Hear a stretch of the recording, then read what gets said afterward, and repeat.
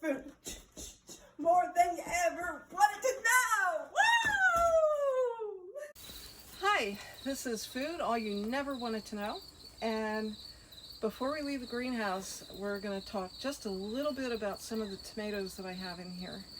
If you can give at least a few of your tomatoes a cover of some sort that sun can get through, but during the summer, a lot of problems with tomatoes are because of the rain, too much rain.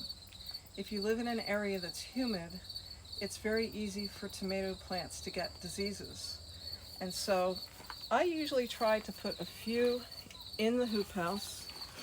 And along here we have 3 different kinds that are all paste tomatoes. This one is called Andes. You see it's nice and big and it's solid. And I have made a little bit of tomato sauce with it. But again, it'll be better if I had 12 plants, not just one. This one is a little tip here. This is the cup that this plant was grown in. You take the bottom of the cup off when you plant it, you jam it into the ground around the plant, and you have the label, which has the name of the particular variety, so you don't ever forget what they are. So this one is Mr. Fumarole, and that's also a paste tomato. It's a little plump, it's a little shorter. I don't think it was quite as prolific as these other two, but this may not have been the best situation for it, for this variety. It's also very important to grow lots of different varieties of each vegetable, not just one, because you might have a year that's super rainy or super hot and droughty, and I have one tomato outside that's called Porter's Pride that loves the heat, loves the drought. When every other tomato is dying because of drought, that one always pops back and grows great tomatoes. I grew it outside this year and it had a little bit too much rain and they've been splitting and rotting, which is unusual for that variety. So anyway, this is another paste tomato. This is called 10 Fingers of Naples, I believe. Yep. And this is really prolific. Can you see all those? And I actually picked a bunch the other day. Look how many there are. But they're small. So they're not as big as the Andes. They're small. We've done a little bit of taste testing cooked. I think they're probably all decent as tomatoes go, paste tomatoes. Now over here, I'm going to pick this one. This is an Italian heirloom. They're nice and big. They do get bigger than this. And they're delicious. What I like to do with this one is you cut the stem end out, you wash it really well, you dry it really well, you freeze it in freezer bags.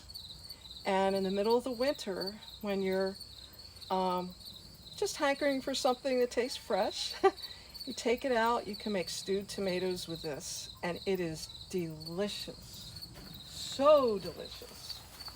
Now over here, this is a tomato that we just discovered this year. I've been dead set against Brandywine tomatoes because they split like crazy. And I read about this Brandywine orange, and I said, well, I love orange tomatoes. Let me see if I can grow it in the greenhouse where it doesn't get all the rain, because it's the rain that causes them to split. And they've done pretty well. The taste is beautiful. These are delicious. This one and this one, they're the same. They don't look like much. What are they called? See, I have to look. They're called Ponderosa. They're kind of like golf ball size. And you would think that I shouldn't pick this yet, but it's gold on the outside and it's kind of pinkish red inside. And it's what they call a long keeper tomato.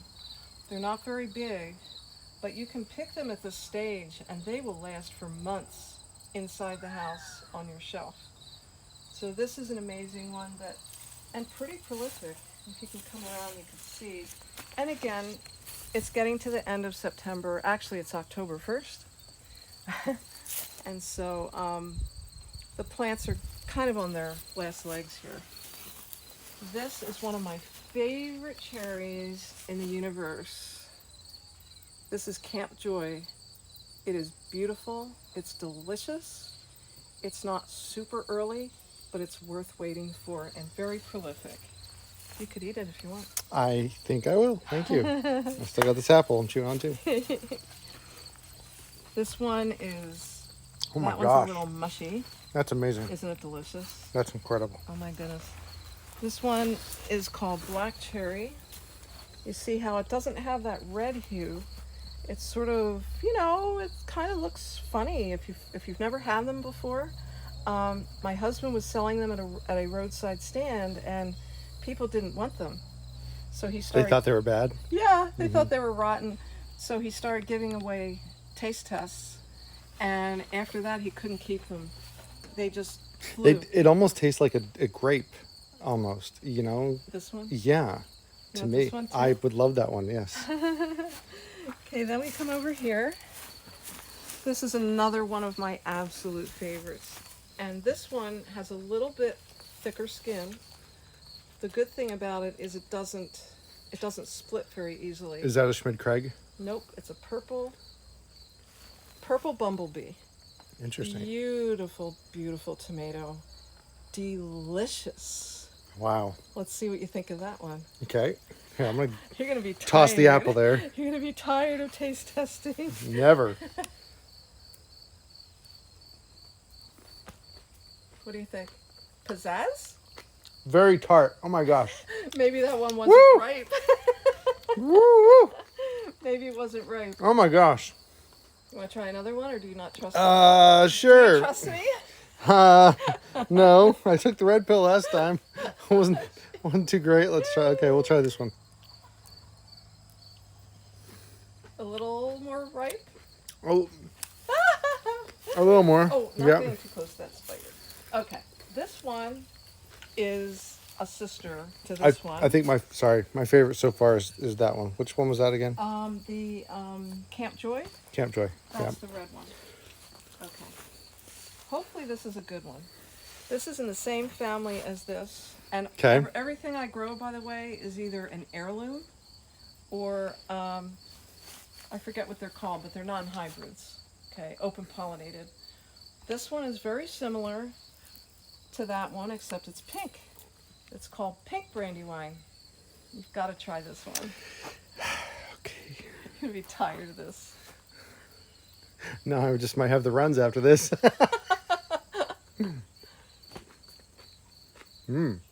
Flavor, sweet, Fantastic. sweet tart. Mm. I love It tastes like the skin of a plum, Wow. like a really ripe plum. Wow. And that is incredible. Why So don't people grow their own tomatoes? Like, I understand when people are like, they don't like tomatoes because they've never had a fresh tomato before.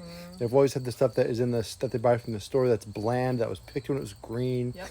not vine ripened, that is non-organic. It just Yep. probably GMO'd, Yeah. just does not have the same flavor. But Yeah. this is a whole nother level. This is a whole nother level. This is fantastic. And many farmers, they will grow certain varieties that are common in the marketplace because they grow prolific. They are hard on the outside, so they can ship them farther, so they'll get more for them because they won't rot Right. by the time people get to them. That's another reason why you should either grow your own or get to know a farmer who grows some of these varieties. I have seen some of these in farmers markets, so it is possible to find them, but it'd be way easier if you just grew your own. So anyway. I mean, these taste like candy. Oh, they're so good. It's like, They're so good. if you want to get healthy, just eat tomatoes that you grew yourself. So. And there's one more I want you to try. It's all the way back here because I'm seed saving Okay. from this variety. And you didn't want them to get mixed. Right. Tomatoes self-pollinate generally, but if you're too close to another one, it is possible. So I try to keep them about 20 feet away if I have a variety that I'm trying to seed save. This is called, okay, I'm going to put these down. Okay. This is called Dagma's Perfection. And I did pick a bunch off of here the other day. So let me see if there's anything worth picking. But they get big. If you take care of them, they're prolific. This one can go. It's on the smaller side. Oh, that one's rotten. We'll worry about that later. Let's see. Here's another one that has a little bit of a split, which is surprising. But normally they get a pink blush on the one side. They're not a real acidy tomato, but they're delicious and fruity, kind of fruity tasting. They're sweet. So anyway, I have one in the house that's very, very big. Anyhow, so that's the diagnosed perfection, and I didn't have enough steak to get them all tied up. They're a little too tall for this, but anyway, remember to put the cups at the bottom because that's the only way you're going to not mix them up. I also have a map of the varieties, so if I do lose a cup, I can find out what it is. But yes, grow your own tomatoes. I'll probably show a few more later because I have lots of different varieties. So this is food all you never wanted to know. Like, share, subscribe.